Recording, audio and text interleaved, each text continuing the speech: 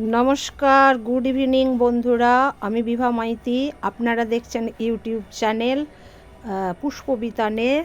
সমস্ত সুধী দর্শকবৃন্দকে আমার অনেক অনেক ভালোবাসা ও সান্ধ্যকালীন শুভেচ্ছা জানাই।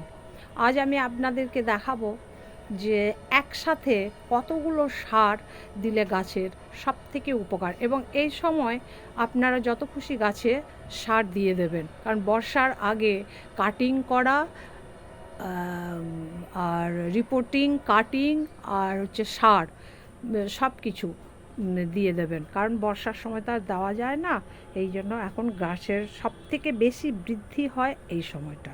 সেই জন্য আমি দেখাবো আপনাদের সামনে আজকে একটা মিশ্র তরল রাসায়নিক সার। আগে দেখিয়েছি জৈব, এখন দেখাচ্ছি রাসায়নিক।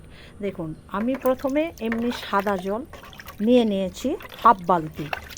আচ্ছা, এইবার নেব মিশ্রণ তরল সার। এটার মধ্যে আছে সর্ষে খোল, বাদাম খোল, 0050, 10-26-26, সাদা ডিএপি, লাল পটাশ, সুফলা, আর হচ্ছে শিংকুচি, আর এসম সল্ট, সব 1 চামচ 2 চামচ করে আমি এই জলটাকে 7 দিন ধরে তৈরি করেছি। এবার দেখুন এটা কি করব। এই জলটাকে আমি এই সাদা জলের সাথে মিশিয়ে নেব।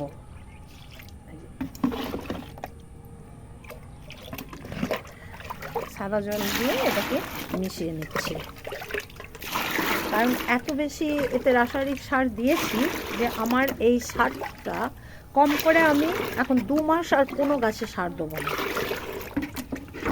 এবার ফাঙ্গিসাইডটা আমি মাঝে মধ্যে দিয়ে রাখবো। এই তরল সার আপনি সব গাছে দিতে পারবেন, ফল, ফুল, ভেজিটেবল উইথ গোলাপ, এবং হয়াতেও দিতে পারেন, কোনো চাপ নেই। এবার দেখুন আমি সব গাছে কেমন একটু একটু করে দিয়ে দেবো। এখন সূর্য ডুবে গেছে, সন্ধে হয় করছে। এই সময়টা গাছে জল দেওয়া বা যে কোনো খাবার দেবেন, গাছের খুব উপকার হয়। সারা রাত্রি ধরে গাছ তার নিজ এতে গ্রহণ করতে পারে। আপনারাও এইভাবে সার দিয়ে দেখুন, পরীক্ষা করে তরল সারকে জলে ভিজিয়ে পরীক্ষা করে দেখুন কতটা উপকার পাবেন। থ্যাংক ইউ, ধন্যবাদ। আমি পরপর এই গাছের বিভিন্ন খাওয়ার দেওয়া এবং রিপোর্টিং করা সব কিছু আপনাদের দেখিয়েছি। আর আজকে আবার একটা তরল খাওয়ারের ভিডিও শেয়ার করলাম।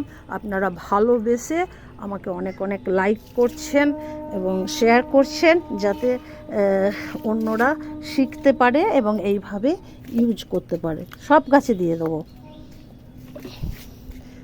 ধন্যবাদ বন্ধুরা, ভালো থাকবেন, সুস্থ থাকবেন এবং সারা জীবন গাছের সাথে থাকবেন।